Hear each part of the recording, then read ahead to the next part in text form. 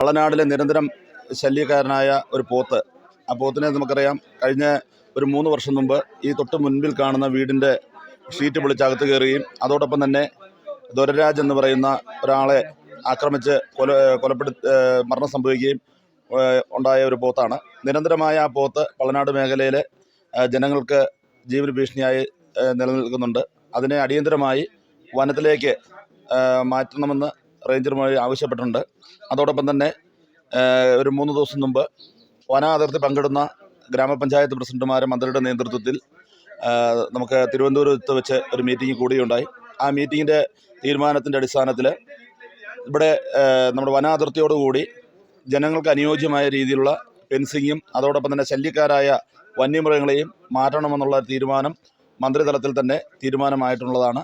അതിനോട് അനുബന്ധിച്ചുകൊണ്ട് അടുത്ത ദിവസം തന്നെ ബഹുമാനായ MLA നേതൃത്വത്തിൽ ഇവിടുത്തെ ജനപ്രതിനിധികളെയും അതോടൊപ്പം തന്നെ നമ്മുടെ ഗ്രാമങ്ങളിലെ ഗ്രാമമുഖ്യന്മാരെയും അതോടൊപ്പം തന്നെ പ്രധാനപ്പെട്ട ആളുകളെയും വിളിച്ച ഫോറസ്റ്റിൻ്റെ നേതൃത്വത്തിൽ ഒരു മീറ്റിംഗ് കൂടുന്നതിനുള്ള തീരുമാനം എടുത്തിട്ടുണ്ട്. ഗ്രാമപഞ്ചായത്തിൻ്റെ 14-ാം വാർഡായ പള്ളനാട് പ്രദേശത്ത് ഇതിപ്പോൾ വളരെയധികം സംഭവങ്ങൾ നിരന്തരമായിട്ട് അരങ്ങേറിക്കൊണ്ടിരിക്കുകയാണ്.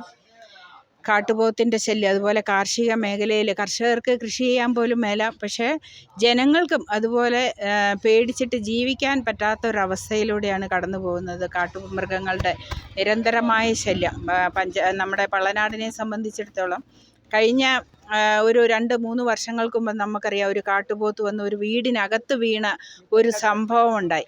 അതിനുശേഷം നിരന്തരമായി കാട്ടുപോത്ത് ആക്രമിക്കുകയും അതുപോലെ തന്നെ നിരന്തരമായ പ്രശ്നങ്ങൾ ഉണ്ടായിക്കൊണ്ടിരിക്കുന്നു.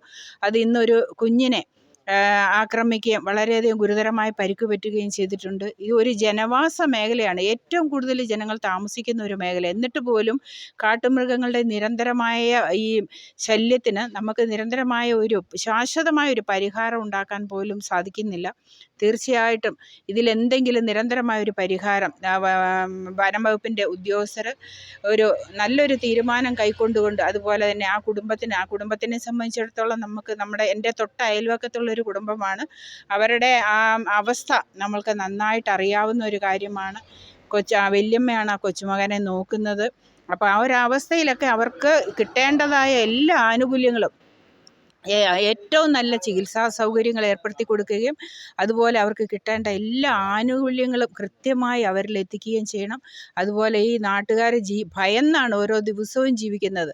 ഇതിൽ നിന്നൊരു ശാശ്വത പരിഹാരം ഉടനെ ഉണ്ടായേ തീരൂ. അല്ലെങ്കിൽ ജനങ്ങളെല്ലാം ഒന്നായി ഒറ്റക്കെട്ടായി നിന്നുകൊണ്ട് വളരെയധികം പ്രക്ഷോഭത്തിലേക്ക് പോകുന്ന ഒരവസ്ഥ ഇവിടെ സൃഷ്ടിക്കരുതെന്ന് മാത്രമാണ് എനിക്ക് അവസരത്തിൽ പറയാനുള്ളത്. പള്ളനാട്ടുകാർ മുഴുവനും തെരുവിലിറങ്ങുന്ന മുമ്പിൽ നിങ്ങളുടെ ഫോറസ്റ്റുകാരൻ്റെ ഓഫീസിന് മുമ്പിൽ ഞങ്ങൾ കുത്തിയിരുന്ന് സമരം ചെയ്യും. വേണ്ട നടപടി ഞങ്ങൾ എടുക്കുകയും ചെയ്യും. ഞങ്ങൾ നിയമം കയ്യിലെടുക്കാതിരിക്കുന്ന വരെ നിങ്ങൾ സൂക്ഷിക്കേണ്ടത് നല്ലതായിരിക്കും. ഞങ്ങളുടെ ജീവനാണ് വലുത്. ജീവനക്കാരിൽ വലുത് ഞങ്ങളൊന്നും ഏറ്റെടുക്കത്തില്ല. ഞങ്ങളുടെ ജീവിതത്തിൽ ഞങ്ങളുടെ പിള്ളേരും ഞങ്ങളുടെ നാട്ടിലുള്ള സുരക്ഷിതമാണ് ഞങ്ങളുടെ ഒരു വലിയ വിഷയം. അതാണ് ഈ മെമ്പറിൻ്റെ ഭാഗത്തിലുള്ളത്. അത് എൻ്റെ നാട്ടിൽ എല്ലാവരോടൊപ്പം ഞാനുണ്ടായിരിക്കും, നാളെ എന്നോടും ഉണ്ടായിരിക്കും. നിങ്ങളെ വല്ലാത്ത രീതിക്ക് ഞങ്ങൾ ഏറ്റെടുക്കേണ്ടി വരും.